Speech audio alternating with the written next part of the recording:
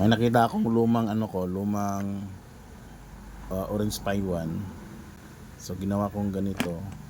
Simple build na ito. Ganyan lang. Wi-Fi 5 ang OS. Tapos ito nilagay ko sa window. Ayoko na magkabit dito ng mga wire ng ng coin slot o kahit ano.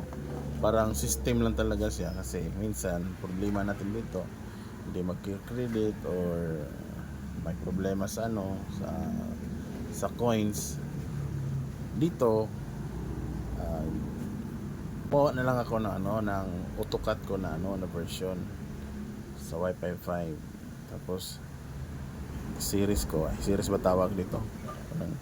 Isang isang supply. So ganito, isang supply, tapos anuhin mo, putulin mo lang yung dulo, tapos ganyan lang. Tapos pag isaksak mo yan, saksak natin.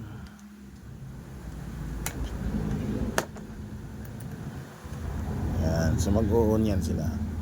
Tapos may nakita naman ako ng na exhaust fan ng ilagay ko na lang dyan pang ganyan. Total sa akin naman to, hindi naman to ibibenta ko. So para magamit pa. So again, ilagay lang dyan para may hangin yung board natin. So meron na akong isang build ng Wi-Fi 5 soft na window. Kagandahan kasi nito yung auto credit dito, ghost credit, miss credit, tapos yung pitik lighter dito yan makukuha yan dito, parang nangyayari yan dito. Pero dito sa build ko na custom board, hindi yan tatalab. So share ko lang kasi sabi ni Sir Jonas may may premyo daw pagka mag-feature ka ng Wi-Fi 5 soft na mga ng mga video or kahit na anong mga madiscovery. So yun lang po.